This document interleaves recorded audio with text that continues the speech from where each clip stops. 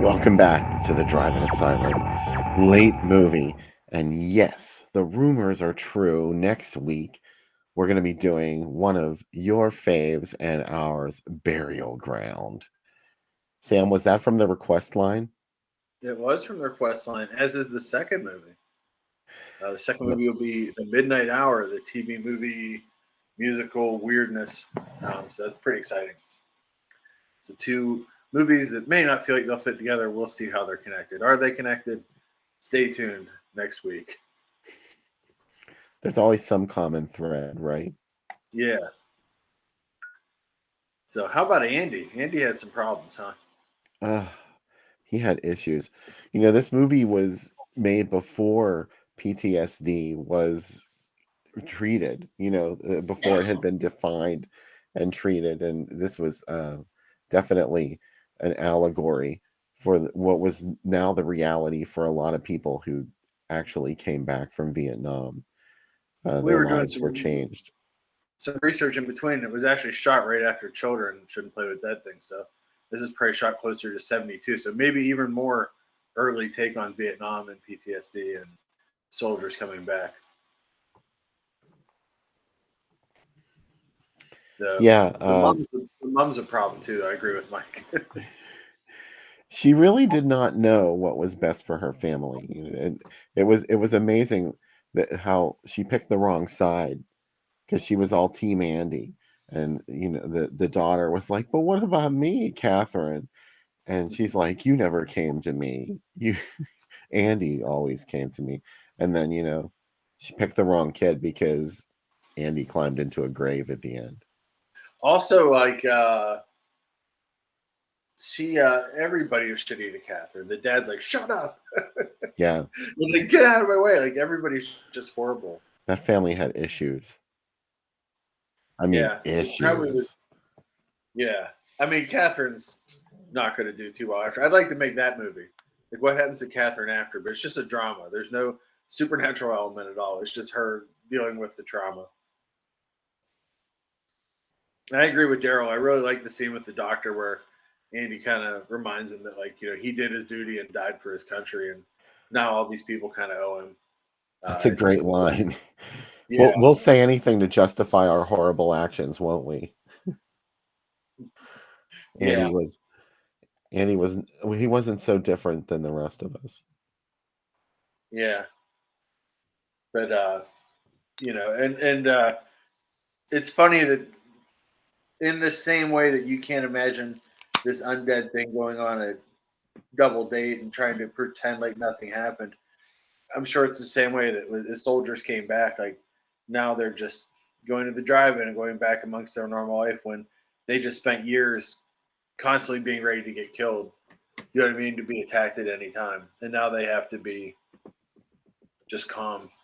Well, this And was one of the interesting scenes in the film for me was when finally his girlfriend Jane Daly, who was in Children Shouldn't Play with Dead Things, also. This movie had a lot of overlap in the cast. Did you all notice Alan Ormsby in the film as he was just a guy at the scene of the Doc's murder in this one? But there's a great moment in the film when Jane Daly finally sees Andy. She's been waiting all this time for him to come back, and she's overjoyed that he's not dead. Well, little does she know, but they're reunited, and he's just a stone. He's just yeah, completely devoid of emotion. And it's kind of sad because that may have been a reality for a lot of people, because a lot of these people that were in the war came back and they were just emotionally numb. it's kind of like Rolling Thunder is a similar movie where when he comes back, he's been in a William Devane's been in a tiger cage all this time, and Yeah. his wife's already left him for someone else, and it's just like wow, like he's dead to everybody in that movie. Andy was also very selfish. The dog scene is really upsetting, even more so, even more when you know it's coming. Just Yeah. the casual where like life means absolutely nothing to him. Yeah, and of course the mother jumps right in there and she's like, "It's your fault. It's Yeah. your fault." The mom will, and she's like, "Don't believe anything your father says about me or about Andy. Don't listen to your father." Again, not unlike things that are said in actual families, not just families in movies. I am glad. I saw that Dustin brought up the drive-in, how cool it looked. We were talking about it. It looks like both those movies. There is a Death in Space that came out in '74 because this was shot in '72. Uh, both that and the Space Knots are not real movies. Though there is a poster for the Death Master when they're at the snack bar, which made us very, very happy. The Crying And that Child, crying Steve child, Wilson, that was yeah. oh, sorry. No, I Go was gonna ahead. say I was gonna answer too. Go for it. That's Alan Ormsby and Anya Ormsby's son, who is the crying Yeah, child. And of course, Anya Ormsby played Catherine, and she was Anya in Children Shouldn't Play with Dead Things, looking very different, I might add. You can tell it's the same actress, but uh, kudos to her. That really was a crazy performance that she gave in Children Shouldn't Play. She's not really like that. Who would have thought? yeah. And we did talk about the score in this too. That there's a lot of similarities, right, Bill, to within this to kind of you feel it sounds like another movie.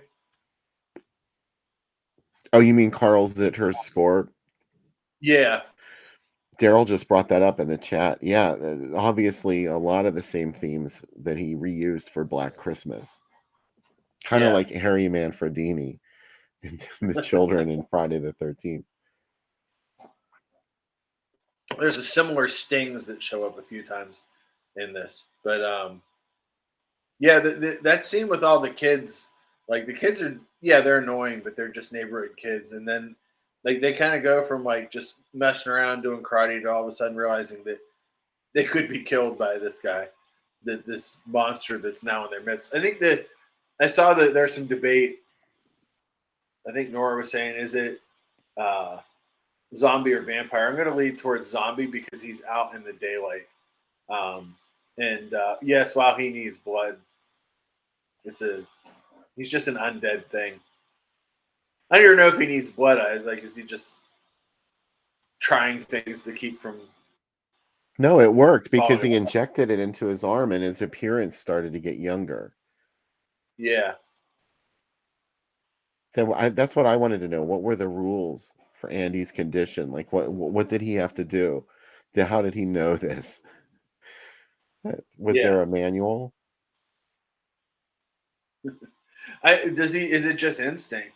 You know? It's like Marilyn Chambers in Rabid. Like, how did she know that she now had a blood-sucking penis in her armpit? Andy is kind of the same way, and there's definitely some Rabid vibes in the beginning too, when he gets picked up by that truck driver, and of course he ends up Yeah. drinking the truck driver's blood. So just like she did. It doesn't pay to What pick an up amazing hitchhikers these world days. where I was just gonna say, what an amazing world people not only pick up hitchhikers, but stop and go into a restaurant and get them coffee, even though they've been weird to them, just trying to be neighborly. Well, you would do that, for a soldier. He was in Oh yeah. uniform, wasn't he? So Hmm. yeah. Yeah. I mean, they were very nice. I feel it feels like the mom and dad were going to get divorced anyway. The death of the son was pushing them towards it even worse, and the coming back of the son made it so much worse. Were they going to get divorced? I just have the feeling that they wouldn't have lasted, or they would have had those relationships where he was just at the bar all the time. Do you know what I mean? It doesn't feel like they're all that close, even before Andy gets back.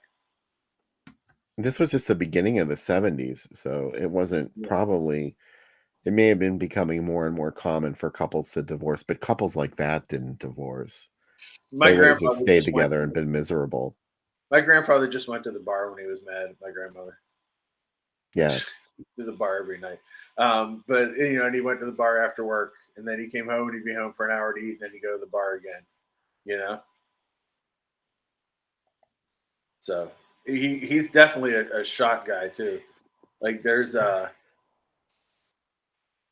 When he's at that bar, the bartender even says these are going to turn on you sooner or later, and he's like, "Yeah, okay, keep coming."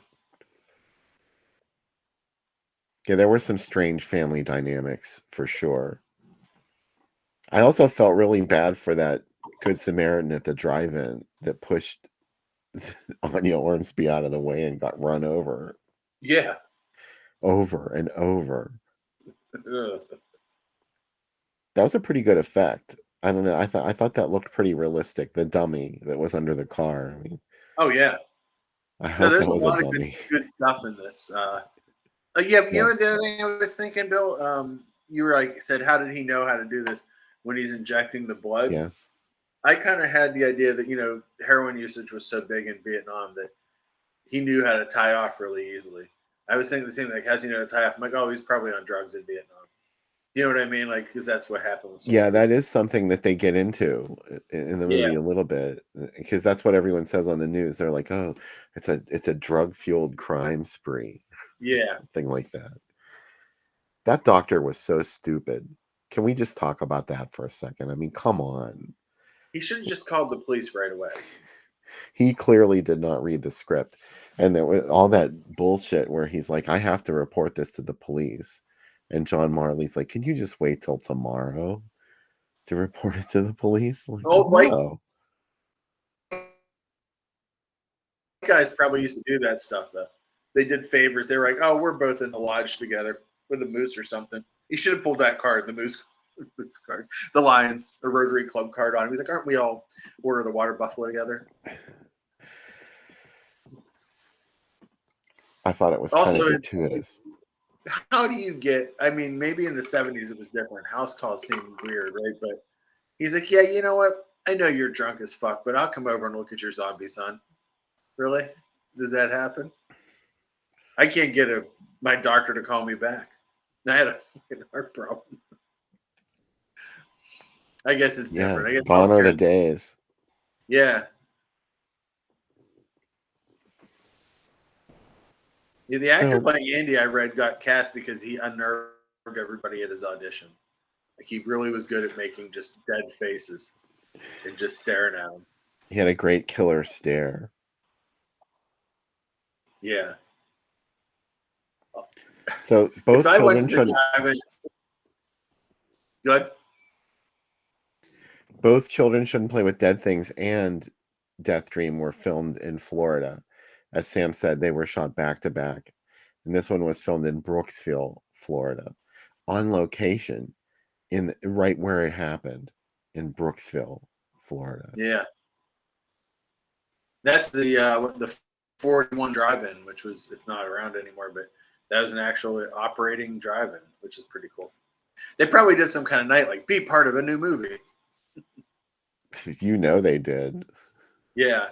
If they Yeah. didn't, I don't know what they were missing out on because Real man hit by a car. I like that I giggled about that. That'll probably end up in the clips for this year. Tom Savini, of course, was the makeup artist, as we already mentioned. There were some great images in this film, especially like the total zombie Andy was very effective. Yeah. And the other version of this, the night Andy came home, actually has the mother saying a line that's like cut out of all the other versions of it. But she says, Andy's finally come home. And that got cut out of the video release of this because, it's not that title. I want to see this version. I've never seen that footage, Me either. and I can't find any ads for it playing under the title "The Night Andy Came Home." I think it was only on home video under that title, Yeah. but it was also known as King of the Grave, Yeah. which was part of that whole weird reissue that MPM did where they called it Came from the Grave. I guess that was just a variation, and there were weird localized variations like King from the Grave, Yeah. King of the Grave. And I couldn't find any of this stuff because it dawned on me. I had these conversations with people on the old IMDb message boards, and those are gone. Wait, I can't go Yeah. back and read those messages again because there was someone who actually went to the drive-in who commented and saw it under the title King of the Grave. and they mentioned that And they it had, played, and it still had the original Dead of Night or Deathdream title card, right? Like they didn't yeah, change the title card or yeah, that whole MPM reissue, they didn't actually go in and cut new title cards into the film. So, but one of my holy grails in life is a one sheet for It Came from the Grave, but they probably didn't make any. It was just a deceptive newspaper ad yeah. campaign. The other thing you mentioned too is during the scene where he's killing the doctor and taking his blood. It's very House by the Cemetery. How Dr. Freudstein like used his blood to bring himself back to He's life. Dr. Freudstein, just not as decomposed. He hasn't lost his hand yet. Dr. Freudstein randomly just doesn't have a hand. Today there'd have to be a scene to show us why he lost the hand. No, Fulcher's just like, well, whatever. This is what he looks like. Well, there was that sound that Dr. Freudstein made too, like that weird whistling sound. And this one said, Yeah, Andy. Did you notice that? That was creepy. yeah. There's some creepy stuff. Even just the way that it's shot and just it's just upsetting in a lot of ways, but fun. Not so upsetting that it's going to ruin our night, right? But it's a good one.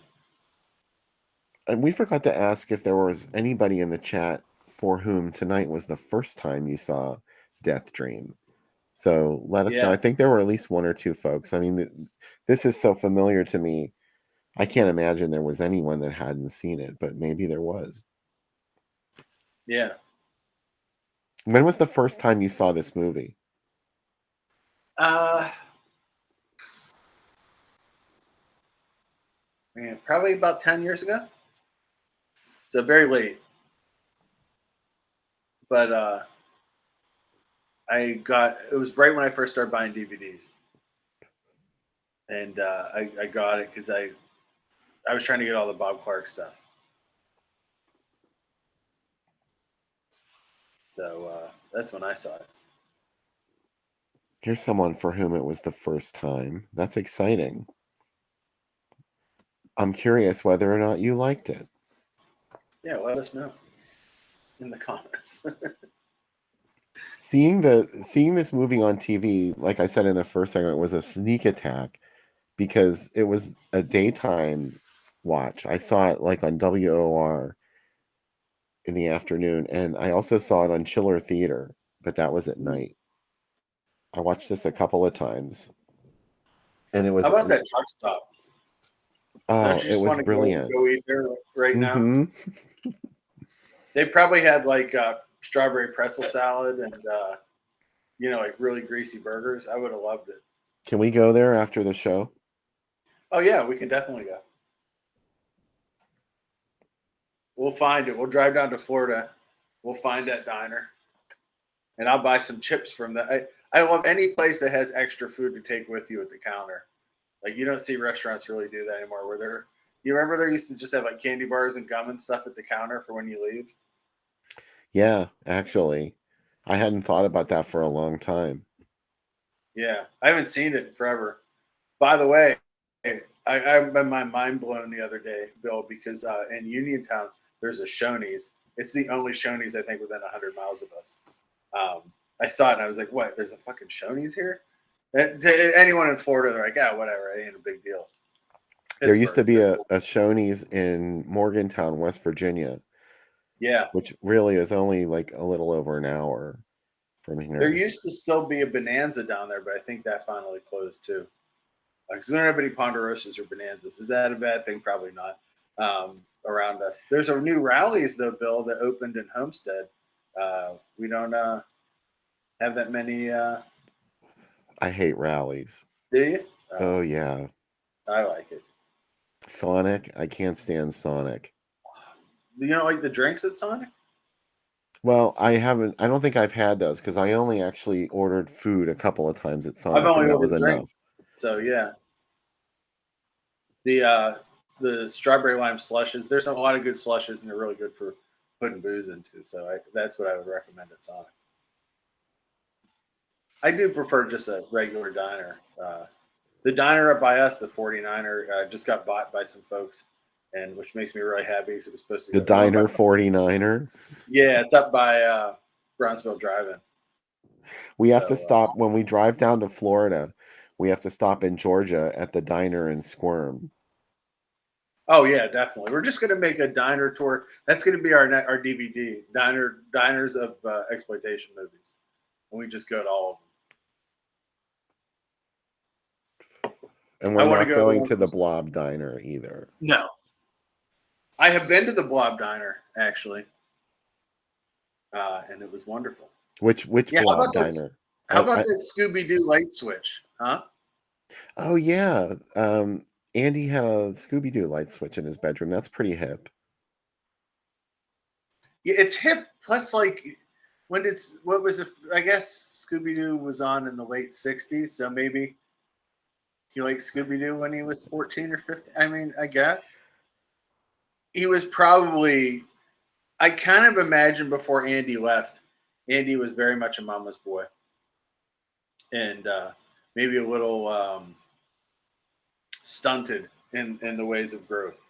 You know what I mean? Like, I think his mom kind of ran his life a little bit, Well, there while was his only dad. a couple of lines that made reference to that, but yeah, his father at one point says that Andy enlisted in the army because he didn't want her to turn him into a mama's boy. Yeah, yeah, interesting. Did we talk about the Death Master poster? Yeah, we did it in the Okay. drive-in. I love that it shows up. It's yeah, that drive-in would be a fun place to hang out. Well, we mentioned in the first segment that Lynn Carlin and John Marley were in John Cassavetes' Faces.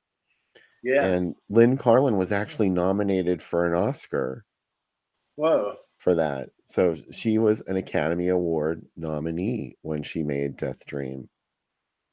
It's funny because that's what I like about this movie more more than it's in the same reason why I like Andy Milligan movies because they're about people screaming at each other and not supernatural. I like the human Yeah. relationship. I love the relationship between husband and wife in this is its own movie. It's like literally like a dramatic movie. If you took the supernatural out and it was about a couple that's been married forever, do you know what I mean? It's very like Death of a Salesman kind of pathos, and Yeah, and I exactly. love it about it. Yeah, so if you just take Andy out of the movie, it's still the disintegration of a marriage and family. Upsetting. Yeah, and I like that part of it. Like I said, I really want a movie with either the mother or the mother going through therapy after all this, and it's just there's again no horror in it.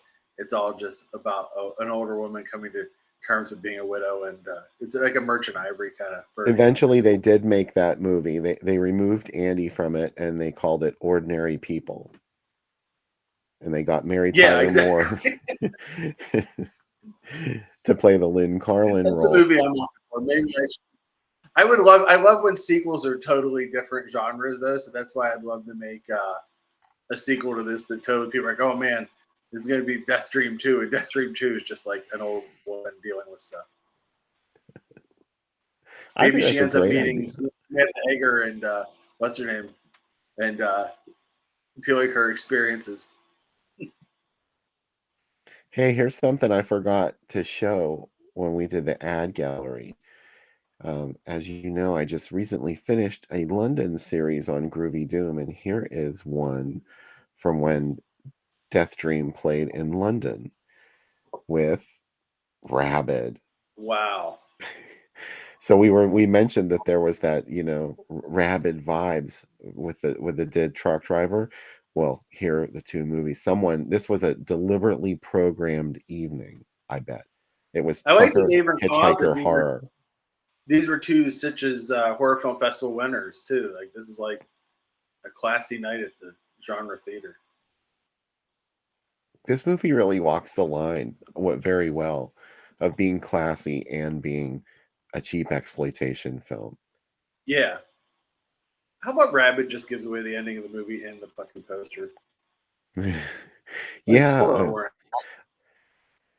you'd be really confused as to what that movie was really about, like for the first 45 minutes, probably. I saw David's comment. I would like to do a double feature in a real theater where it's ordinary people and this and Deathdream, and then we have therapists come up and discuss it. Like, and we tell people that they're. If I had owned like one of those releasing companies like Aquarius Releasing, I would have bought Ordinary People and put it out as Deathdream too, just to see who was paying attention. That's not a double feature one. I know one of these says late movie. I'd much rather be the Drive-In Asylum double feature. Truth be told, you Yeah. know, but real Hey, I life got two movies interference. this week. You want to see them? Mm-hmm. Pretty exciting. This is from MVD, and this is coming out from Juno Films and MVD. It's a movie all about Pauline Kael. What she said, the art of Pauline Kael, and it's got a Quentin Tarantino interview and a Paul Schrader interview, which is pretty exciting, and an interview with her and Hitchcock. So they said, "Would you be interested in this?" I'm like, "Of course I'd be." And then finally, I'm so glad to have this. This is a found footage guys are selling this. This is Creating Rem Lazar. This is one of the videos that was on their show. It's a superhero movie that was shot in the late 80s, and it's very strange. It feels Christian, but it's not. But, you know, Christian kind of movies are like weirdly either Canadian feeling or it Yeah. sounds mean. But you know what I mean? Like Canadian feeling feels just like it's kind of here, but it's kind of not. And it's like, what am I missing? That's what this movie's like. So, yeah, real excited to finally have a good quality copy, better than the VHS that I used to have. So, anyway, that's what I got this week. More stuff coming next week. The fact that I only got 2 movies in 2 weeks like makes me feel like a really bad movie fan. But hey, speaking of movies, how about Vinegar Syndrome putting out Showgirls? Come on, Oh and my Boogie. God. How did that happen? They've been hitting at it for a long time, and it's their biggest selling movie, obviously, they've ever had. They said, and then Boogeyman and A Blade in the Dark, and another Spanish box set. Come on, guys! Like, how much money do you need? I guess all the money. Yeah, they need But all the money. And the they deserve Boogeyman it too, one putting out is stuff like that. Boogeyman. It kind of skipped the. There's crappy DVD versions of it, but like that's like wow. I put the article up on the same day. Like, what movies deserve a Blu-ray like Yeah, boutique I release? read that. Man, yeah, Boogeyman would have been one of them. That cover looks amazing with the mirror shard in her eye. They should have just put 1 and 2. How hard would it be to put 1 and 2 on the same disc? There's not that much of 2. They Just could have put like a just put the chapter. 2 footage on a Yeah, sub-chapter. yeah, Boogeyman, the ultimate cut. yeah. Put them. I do like the idea that Boogeyman 2 gets meta, and they're like, "Oh, she's in LA to make the movie about what she endured, and now here's the whole other movie." I can imagine the Vinegar Syndrome put out Boogeyman 2 as well. I mean, you know, that makes sense, right? But I mean, what even is Boogeyman 2 anymore? Because first it came out as one thing, then he Yeah, changed it and made it another thing. Like, does the original Boogeyman 2 even exist anymore? yeah. I mean, that's the thing I'm really interested about because, like, wouldn't it be great if there was like multiple cuts of Boogeyman 2? Like the Mill of the Oh my Stone Woman God. Blu-ray that has like 6 cuts of it. Wow. The mind boggles. The Yeah, imagination staggers. I would love it. Uh, but yeah, I mean, Showgirls, they haven't even announced all the extras yet. And I'm like, UHD Showgirls. I don't care about UHD. It's all about the special features for me at this point for that because I Yeah, oh, don't yeah. know. Is Well, the Elizabeth nice thing about Berkley UHD is involved? you I don't know, but you can put more extras. Like you can have like 3 or even more commentary tracks. So you can do multiple commentary tracks on them. They haven't really announced any of the bonus features yet, but they said that all the archival stuff will be on it. And then new stuff. But we showed the Boogans, didn't we? Yeah, we did the Boogans on the show. Yeah, and we saw it at the drive-in together too. That's right. Because Rebecca Balding, R.I.P.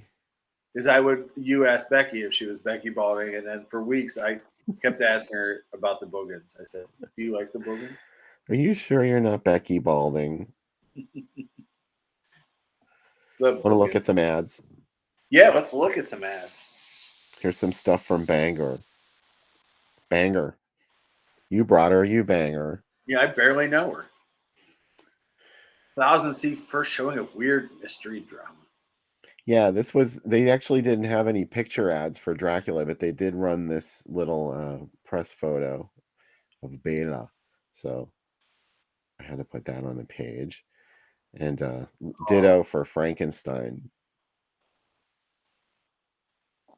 Wildly read his book is built for grown-ups. I thought it said Franken's dash. I didn't see the E was kind of blurred out. But they started to get a little bit better with Bride. Yeah. Wow, what an ad.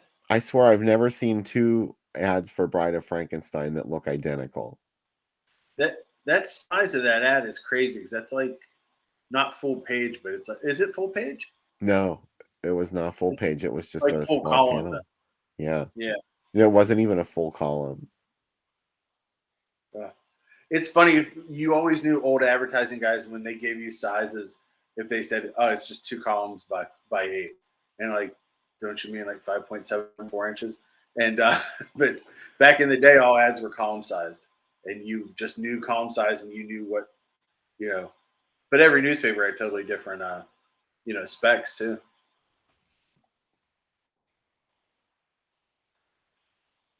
Did I freeze? No. I am frozen on my side. Yeah, I'm frozen on my side. Oh, I see. I see you moving. Yeah, I'm sorry. I think I just read David's comment about what the Boogans look like, and it took me out. Oh wait, I didn't see it. The Boogans look like Mitch McConnell. This is Frankenstein meets the Wolfman that we're looking at right now. So you're going way back on these ads. These are like the first really important genre films. Well, it's I just wanted to start documenting this stuff too. I used to only go back to the 60s, and then I thought, well, there's lots of good stuff before that you can probably see. Little did I know they had all these fabulous ads for Dracula, Frankenstein, The Mummy. I think there's one for The Mummy in here. Here's House of Frankenstein with Kenny Loggins. Oh, Highway to the Danger Zone. I love that type. The Bijou was the place to be back then. Apparently, they got all the Universal monsters. Yeah. Here's The Mummy. These weird, wild mystery dramas. Talk about a spoiler. It comes to life. Yeah. Thanks, advertisers. Tell me more about The Mummy. Oh, it comes to life? Never mind. I like that they just have just enough to say Karloff and show a picture of the monster, and you're like, yeah, I'm good. I almost forgot I had these cherries soaking in whiskey. You better get on those. It's getting late. Yeah, I better do something about this. Yeah.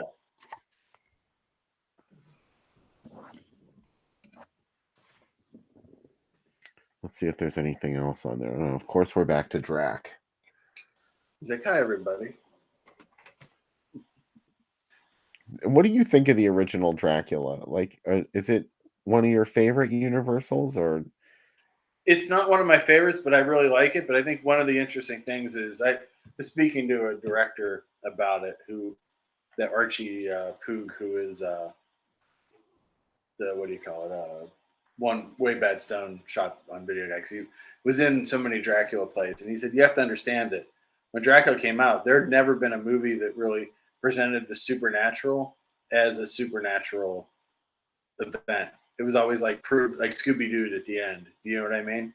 Yeah. So he's like, the idea that the supernatural was real and actually happening was really shocking people. So stuff like the armadillo and stuff that seems weird to us today. That's just stuff that was in there just to be weird and upsetting. And it really it was like The Exorcist of its time. And like, people passing out and freaking out in the theater. Today we see it. We're kind of, I think it's really interesting to see the Spanish version of it because they shot it with completely different angles at night, But it's a cool movie. I kind of prefer the Frankenstein movies in the series though, and Wolfman most of all is my favorite. But I love them really? also. Yeah.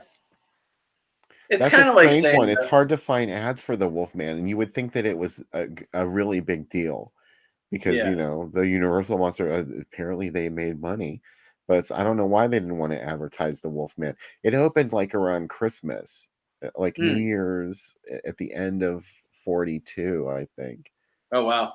So I just always liked the Wolfman so much more as a kid because the idea that this guy was the transformation scenes are so crazy, and he just looks like a monster. He's not just a guy wearing a cape. Do you know what I mean? Like Dracula, like he's like a full transformation, and I always loved that. Here's a twofer that I cut out. Wait, I'll just make this full screen. People Toys, which Oh, is of course what um, movie? the one with Leif Garrett in it.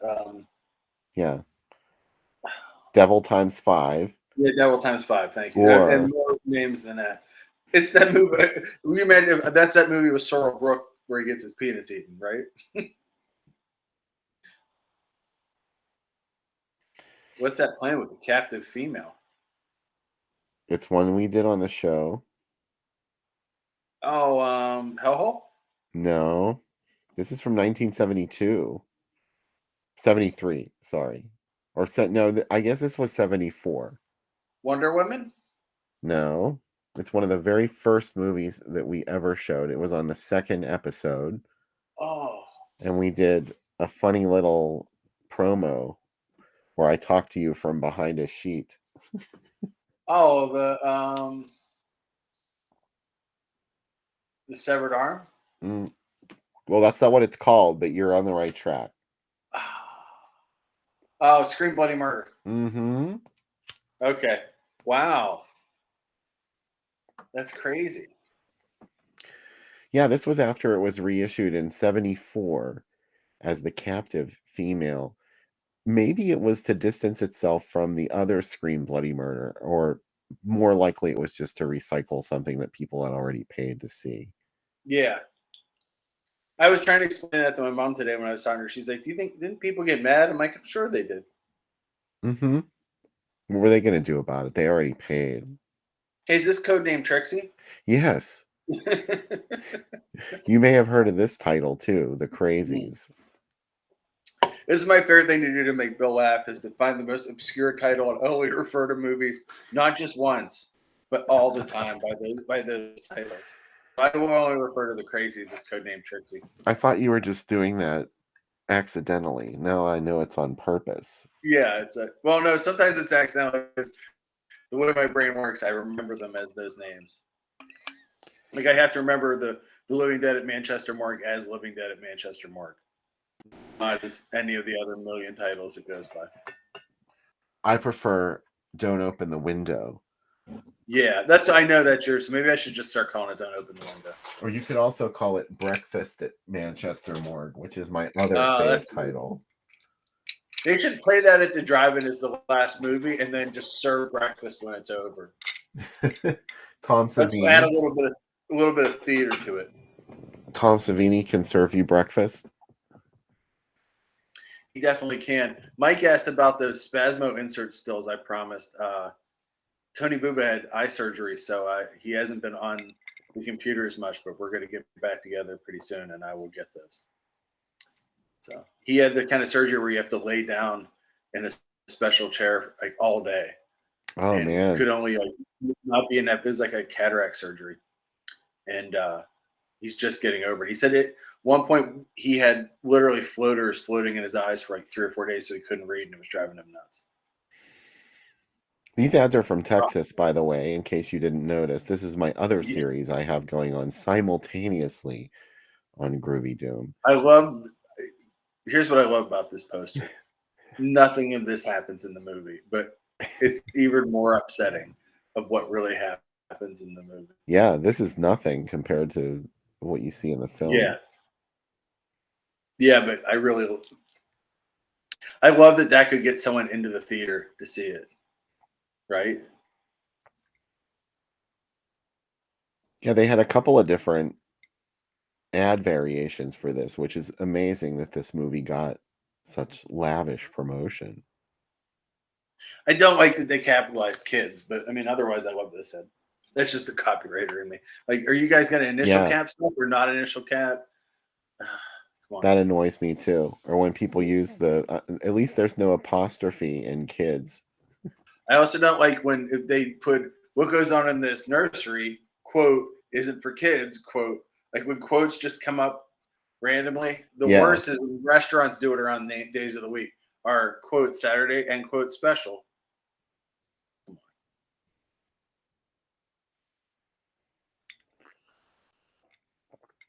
another all-time fave. Very obscure titling of Don't Look in the Basement. Oh man! This is the original title, The Forgotten, which it only Wow. got released as that in like the Southwest, I think mainly. Yeah. There were some in the Midwest too, I think I found, but this was in 73, in the summer of 73, and by the fall, Hallmark Releasing had picked it up. I don't think they put this out, but they bought it and released it under several titles until they settled on Don't Look in the Basement. I mean, Don't Look in the Basement is a much better title. Is it? I don't know. I like it. Maybe just because that's the one I'm used to. Yeah, of course it's the best title, but I think The Forgotten is actually more appropriate. It makes Yeah. it a little bit more of a serious film to refer to it as The Forgotten, because Mm. that, of course, is a line in the film.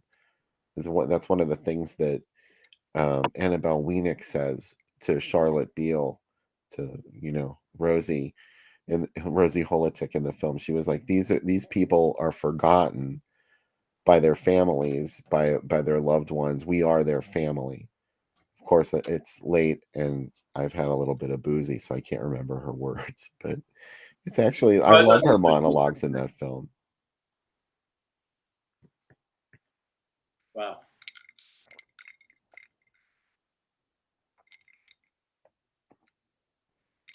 Here's another SF Browner retitling. Whoa. What a feature. This is another one we did on the program. Yeah. We might have done this with Scream Bloody Murder. I'm not sure. Yeah.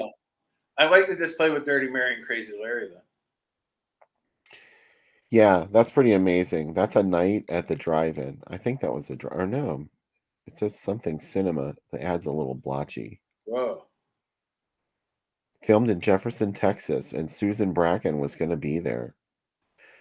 This is, of course, Don't Open the Door. Yeah. Wow. But this was when it was originally released in 1974 in Jefferson, Texas, I think, is where this ad is from. I just watched Dirty Mary, Crazy Larry again not too long ago. I really like it. Yeah, The end blows me away every time. mm-hmm. Especially when you Also, know it's coming. Susan George was in another movie called Tintuera. Called what? Tintuera. Oh, Tintorera, of Yeah. course. Yeah. I just want to bring it up because still working on our plan. Mike and I might have a plan of kidnapping Samantha Egger and Susan George and forcing them to be in our movie. I have news for you. You probably wouldn't have to kidnap them to get them to do that.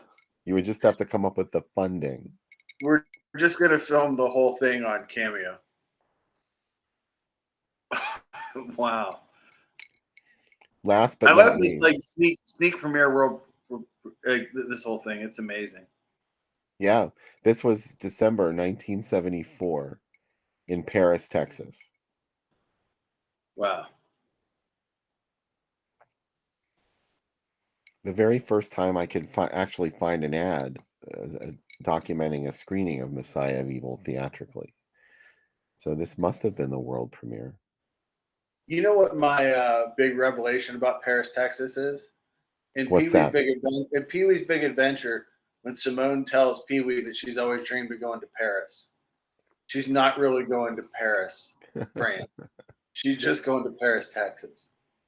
And that's all the further her dreams are going to take her, like 3 towns over. That's why she's on the bus.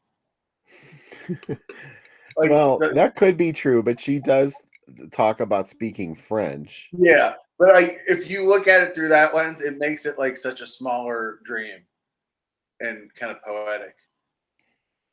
Let's talk about your big butt. Let's talk about. Do you have any dreams, Pee Wee? Yeah, we're all naked and we're sitting inside a donut and a big snake comes. No, not those kind of dreams, Pee Wee. Dreams about life. Anyway, the fact that Killbot's got the photo above everything else in this ad, because Hannah and Her Sisters is a legitimate movie. I mean, they're all legitimate movies, but that's like a legitimate, like, and as is Sleeping Beauty, and and Pretty in Pink was a huge movie. It's just crazy. This is the only place it ever screened under the title Killbots, even though that was the title that they were hyping it as in the press when Linda Blair was attached to it. For a couple of years before the movie actually came out, they were saying that Linda Blair was going to be in Killbots. And they, of course, changed the title to Chopping Mall. That's going to be one of the features at the Monsterama this year. I have 2 bits of good, bad news. They're What's planning that? They're planning on remaking Chopping Mall, and it's I think Blumhouse is doing it, so it's a good, bad news. The other one is that Linda Blair is going to be in the new Exorcist movie. Oh, wow. She announced this week that she's going to be in it as Reagan. They finally asked her.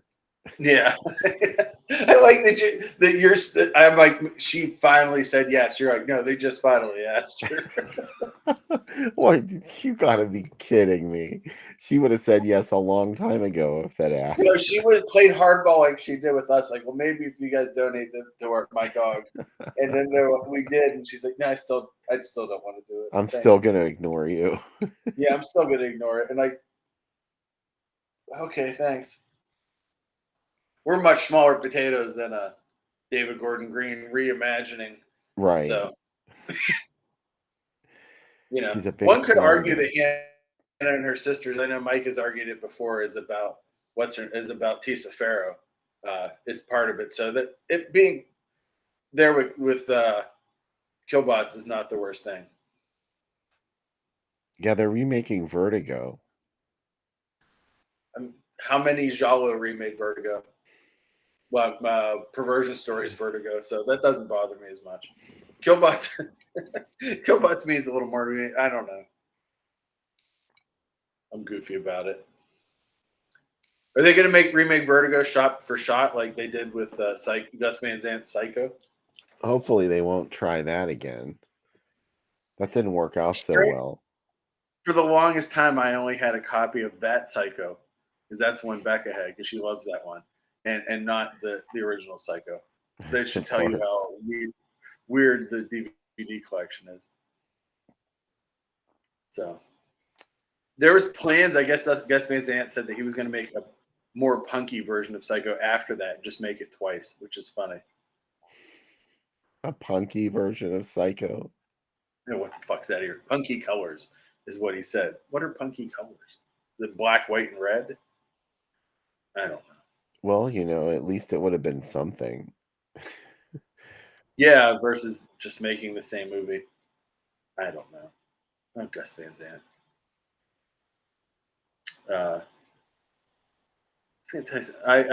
I'm getting the new Danger Diabolic this week, Bill. So the sequel to the last remake that just came out in like 2021. So super excited about that. Right on. I really liked the last one. I thought it was really cool, and I heard this one's a ton better. So I'm there for it. They're a lot closer to the comics than they are the Bava movie, but I'm also fine with that. Man, I had the best day today though. All I did today was write about movies. It was wonderful. I like slept in and then I just wrote stupid shit about movies. So all week on the site, finishing up New World Week. Hey, if anybody wants to write for the site, remember there's a different theme every week in April, every day in April, a whole bunch of different themes. So write all sorts of stuff. This ad right here, I'm already in on this ad, by the way, 100%. You know, I pulled this for you. Sonic Temple tour. Yeah, some leftover Man, London ads. I saw them open for Metallica on that tour. Wow. And yeah, at Civic Arena, no less. Civic Arena. And they were ungodly loud. It was great. As they should be. But yeah, man. I really would have loved to have been at this show. Steve Wilson saw that tour. Ed saw it with Metallica. Yeah. That was a great tour. Billy Duffy is one of my all-time favorites. So that's why I always wanted to play a big Gretsch instead of a Les Paul or anything normal. But this is real expensive, so I just played shitty Strat ripoffs. So this was Prince at Wembley Arena. Whoa. Wembley Marina. It was on the water. 3 dates. He's taking a day off in between, though. To go sightseeing from his hotel room. To find some British artists to write songs for and have weird love affairs with. I saw Prince in 1989. Never got to see him. Or 1988. I can't remember which, but it was pretty amazing. This was the Batman era, though, you know what's funny is, as much as I didn't like that when I was young, like I really kind of like it now, in weird retrospect of it.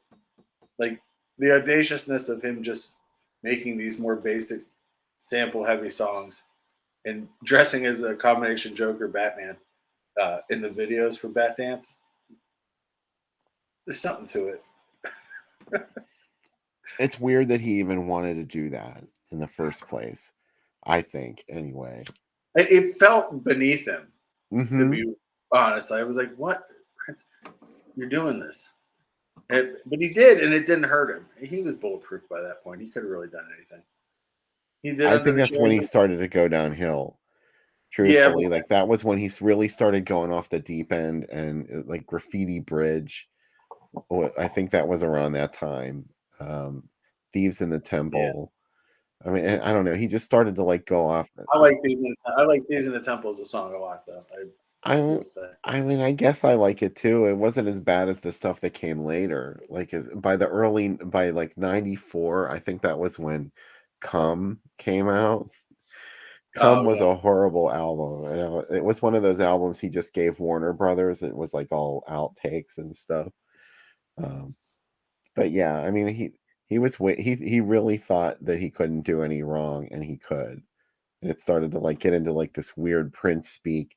I like the earlier stuff because it has a little bit of attitude, but it also seems relatable. Like the Controversy 1999, there was a lot of promise there. And I don't know, he was like talking another language by the time Diamonds and Pearls, and he was so important at one point that they had to invent fake princes when he took time off. Terrence Trent D'Arby succeeded by he was like, you know. That said, I was at my in-laws' house the other night and they had a mixtape. Somehow Wishing Well came on it. It's a great song. And the Hardline, according to Terrence Trent D'Arby, is a fucking audacious title for your album. It just suggests that this guy's a fucking asshole. And he was. Like, that last song on the Hardline sounds like he's getting a blowjob. Like, it's just him, like, cooing and saying stuff. But he was hot shit for, like, one album. He had, like, one album, like, fuck Terrence Trent D'Arby. Like, if you read Rolling Stone back then, they're like, this guy's going to fucking rule. He is better than Prince. And then guess what? Nope. Wrong. Rockwell's better than Michael Jackson. Wrong. Rockwell, that whole song, Someone's Watching Me, is just a Michael Jackson song. The fucking Gordy's He was Barry Gordy's So, son, wasn't he? yeah, great deal though, right? What's that? You get Michael and You pixelated there for a minute. I didn't hear what you said. it's a great deal that you get Michael on a song. They're but somehow related through friendship, marriage. I don't know. Who knows? But anyway, I'm glad some people agree that there were. It's just maybe I was the right age for Terrence Trent D'Arby. That was like the right year, you know. But I just remember like when we would go on. Comment of the evening, Steve Wilson. Yeah, when we would go on, when you go on bus trips, like ski trips and stuff, someone always had that tape. That tape, everybody always had it. And like, I guess we're gonna listen. What a weird thing, right? Like, no kids are ever gonna deal with this today. Like, they all have their own phones, and do you know what I mean? But like that, you would ride, and one person had a boombox, and only one person could pick what everybody else on the bus was gonna. Did you ever have this experience? Oh, all the time. Yeah, and you're like, Somehow the one dude in the school who was really into Rick Springfield always had a boombox on the bus. oh, And we had to listen to fucking Rick Springfield. oh, that's rough. That's like I've beach. done everything for That's the you. song I was thinking. You You've done done nothing nothing for me. for written about Linda Blair. Really? Yes, Was he upset that she's going to be in The Exorcist? he must be. Future, like Edgar Cayce was like, "Fuck, she's going to do The Exorcist," I think Rick but we don't even Springfield was know what. that boyfriend that she was living with when she was 14 years old. And Rick James too. She liked Rick's. Yeah, This is why she that didn't do came the show. later. These are the kind of things we would talk to her about. She's lucky she didn't end up like poor Vanity. She like Yeah. messed up her kidneys smoking crack with Nikki Sixx.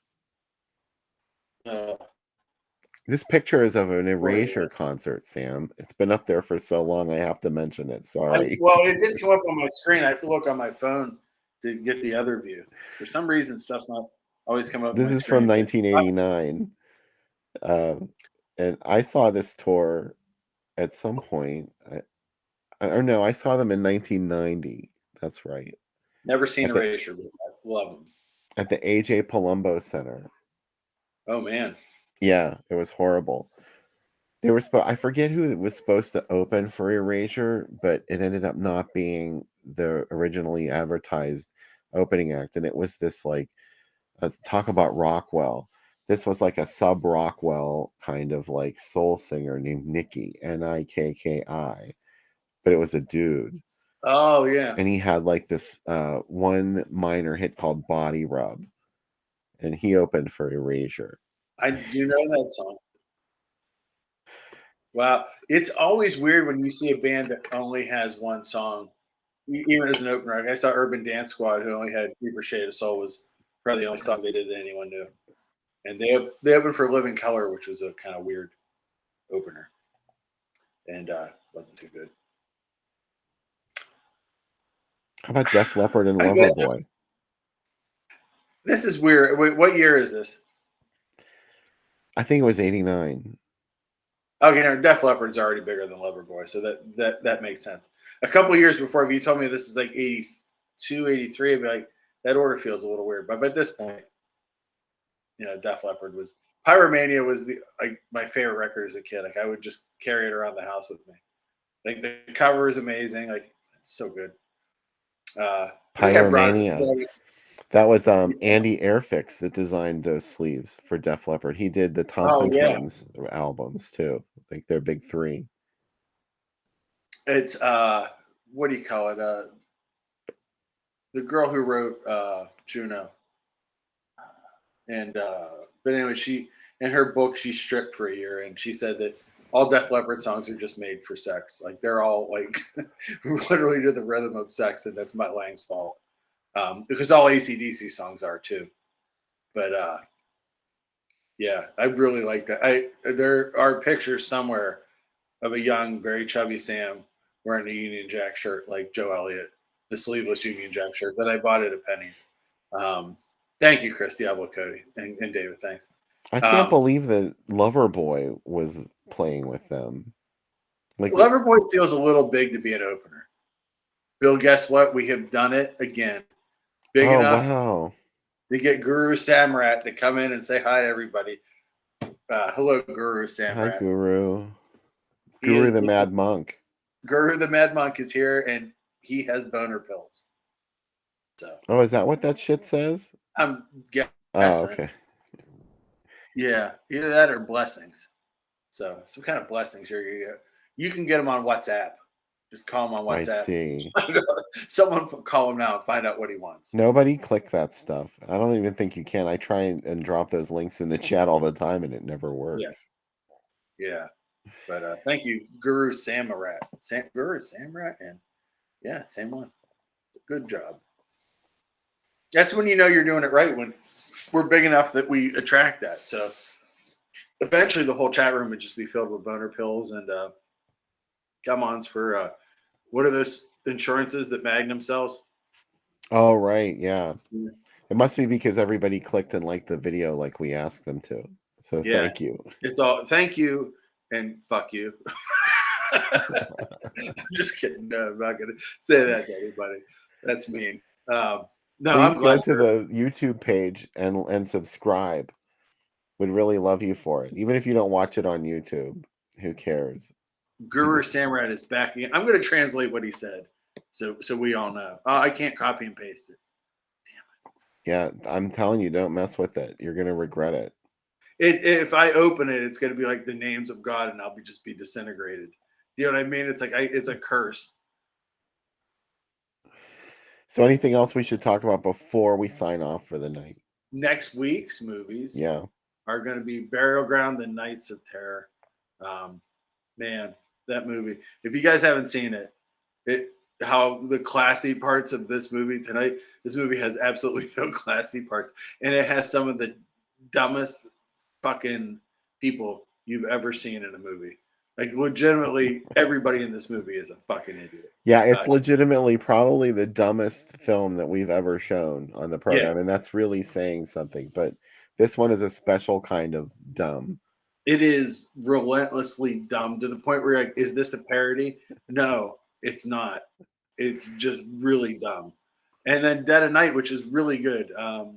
It's a movie that somehow combines music numbers, sing along scenes, But you said and Dead of like Night, not Dead of Night. Sorry, Midnight Hour. Sorry, Midnight Hour. Midnight Hour. And but it's also got some legitimately scary and tragic parts too.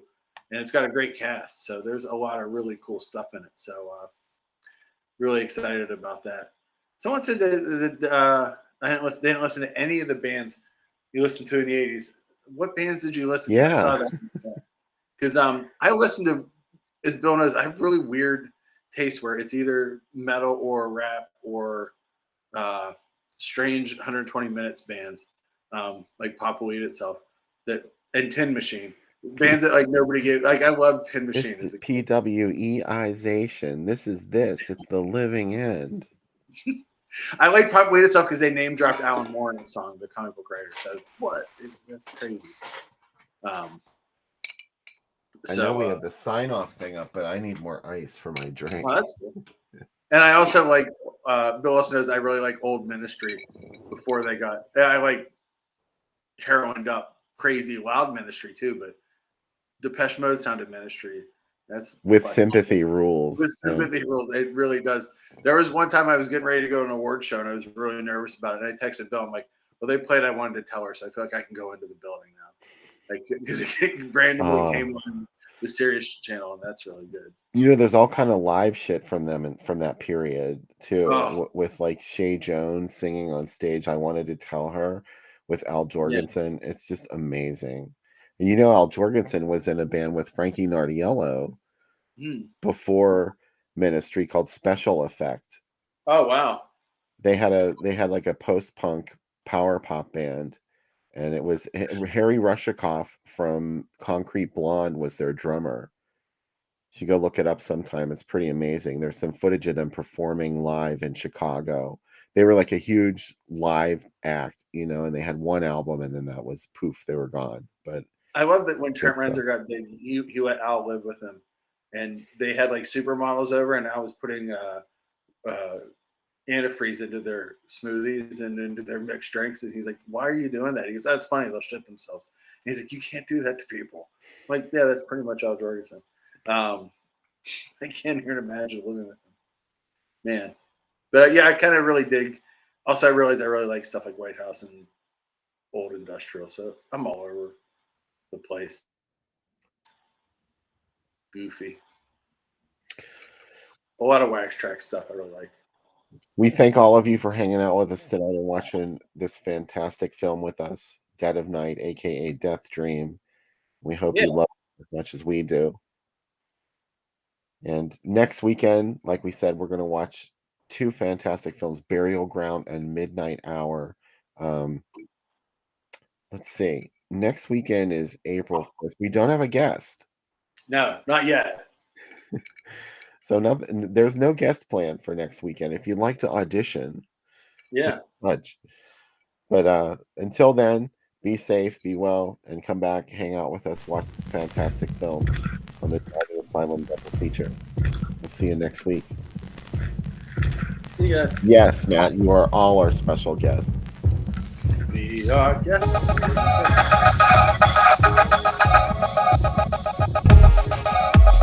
Under 17 not admitted without parents or guardian.